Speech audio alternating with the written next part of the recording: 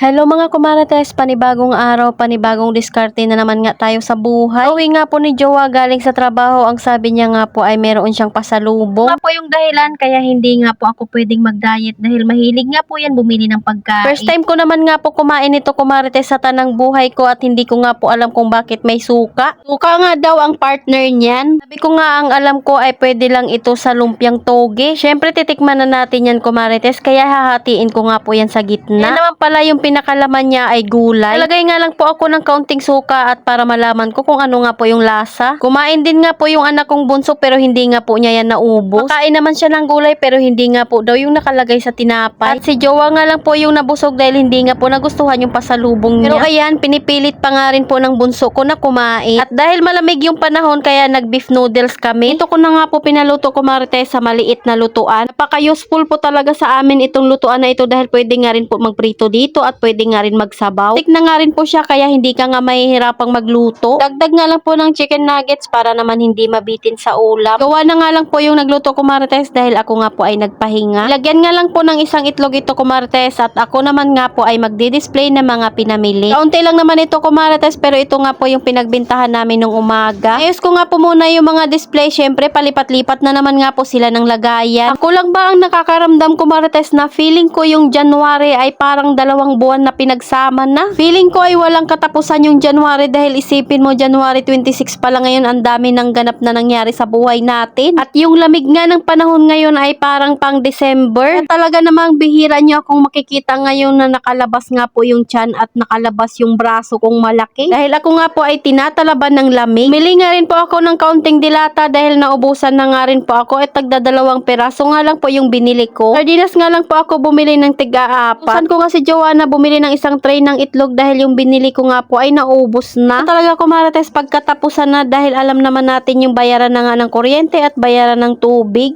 Kaya talaga namang nababawasan yung puhunan sa tindahan para pangbayad sa mga bayarin. Dito ko nga rin po kinukuha yung mga pambayad namin. Iniisip ko na nga lang po yung pinakatubo nga po namin ay yung nilalagay namin sa alkansya ng mga bariya. Kahit papaano nga po ay malapit na nga po sa kalahati. Isa nga po ulit ako maghulog sa alkansya namin ay nung January 1. Pero nabawasan na nga po yung isipin ko dito sa tindahan dahil nakakuha na nga po ako ng aming permit. Dahil ako nga po kumarites ay tamad na tamad talaga lumabas ng bahay. Iisipin ko pa nga lang kumarites na sasakay ako ng tricycle at jeep. Tinatamad talaga ako lumabas. Pero wala nga akong no choice dahil kailangan ko nga kumuha ng permit. Dahil nakakuha naman na ako kaya thank you Lord talaga at hindi ko na nga kailangang isipin iyon. Kailangan ko na lang mag-focus dito sa munting tindahan kung paano nga po madagdagan ng iba pang puhunan. Siyempre hanggat maaari ay hindi nga muna ako uutang. Pero hindi nga po masama ang umutang basta kaya nating bayaran. Kayang bayaran ng kita sa tindahan. Kailangan bigyan din natin ng limit yung sarili natin kung magkano lang yung pwede nating kuhain. Dahil naipamili ko na nga po yung benta namin, panibagong ipon naman para makabili ulit ng stock. Tignan nyo naman yung alkansya ko kumarites at meron na nga pong laman. Pag napuno nga po ito ay panibagong puhunan na naman. Salamat sa panonood kumarites. Sana ay i-share nyo nga po itong aking video. Follow for more. God bless us. At more sales sa ating mga munting tindahan na sana ay lumago.